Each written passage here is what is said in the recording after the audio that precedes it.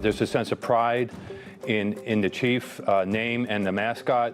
It's a sense that people all over the country who came from Massapequa identify with. There's this old saying in Massapequa, once a chief, always a chief.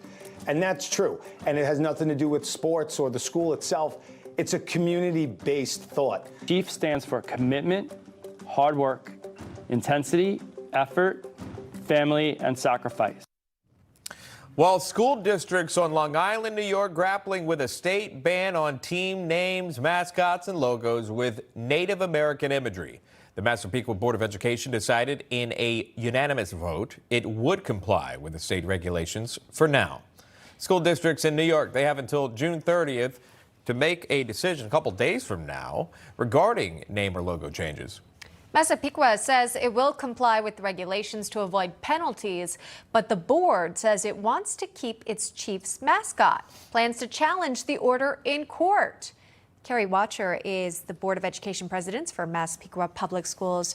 Kerry, as we know, your school's mascot, the Native American chief, you want to keep it that way. Bring us up to speed this latest effort to do so, considering you're running short on time.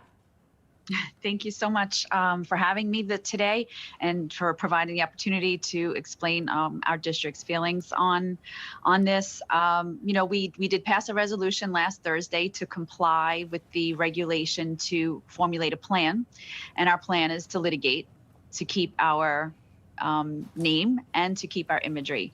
The state is trying to not only get rid of the imagery, but also get rid of our name. So we're trying to retain both of those things. We feel that, although we are complying by the deadline, we're still going to keep, litigating and going forward. We believe that what they're calling a mascot is not really a mascot. It's a symbol of leadership. It is an honor. We're honoring our roots. We're honoring our heritage. And it's not just for our schools. What everyone, Massapequa has Native American ties, and not only the schools, but the fire department, the Chamber of Commerce, other organizations in the community all use the imagery of the chief. It's interesting because even from a national perspective on this, professional sports teams like Major League Baseball team had to change their names. There was an NFL team that had to change their names. But this is a little different in the light of what you just said. The Native American culture has deep roots in Massapequa and the local community. Let me play this for the viewers here. It didn't take long to learn that everything Massapequa was everything Native American. Not just the schools, not just the chief, the bisons, etc., but even the fire department has an icon, a logo of a Native American chief. Chamber of Commerce. The history of Massapequa is strongly connected to our Indian forefathers. So it almost seems like watching that this community is honoring Native Americans, Massapequa. Can you elaborate? Absolutely.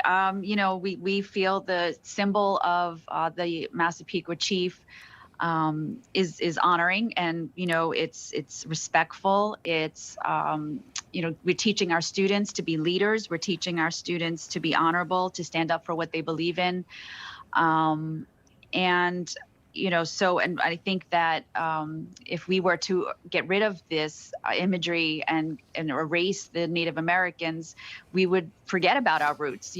What we do is try to keep it alive. We teach this to our students all throughout. We reinforce it through our curriculum from all levels. And,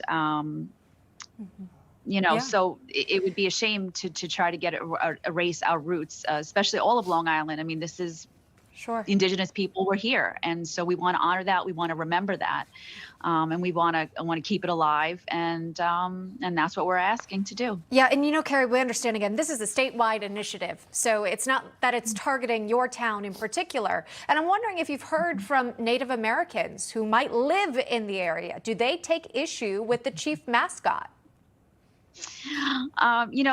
It's so hard. This is like an opinion-based thing. Some people find it offensive and some people don't. Citizens that live here, that may have some Native American ancestry, of course, if they're Massapequa Chiefs, they don't find it offensive. There are even federally recognized groups that say they don't like these bans because they do feel like their culture is going to be erased. So they say educate, don't eradicate.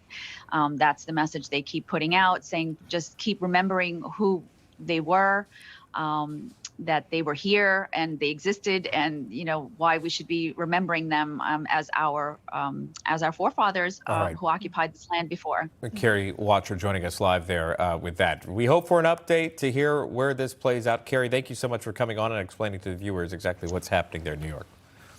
Thank you very much for having me. We appreciate it. You're welcome. It's just interesting because you think about who brings a lot of this legislation through. It's politicians. And the majority of the time, and I'm just, again, speaking in broad terms, but the majority of the time, it's people that don't have any Native American ancestry that somehow think that they are the bearers of the ones to bring this because this is offensive and they decided it. And here they are, essentially what many say they're virtue signaling in this, but really not understanding Long Island, Native American ancestry, indigenous people, and how all of this coincides regarding the land here. And then when you listen to the story and the people behind this making decisions, it seems like they want to honor this. Yeah. And if you get rid of it, you're no longer honoring it. And then I brought up the thing with the NFL, getting rid of the Washington Redskins, turning into the what is it? Commanders? Commanders? Is that it? Yeah, it was a Washington football team for a whole year, yeah. and now maybe it's I'm getting them confused. Even I'm confusing myself. But which one is it?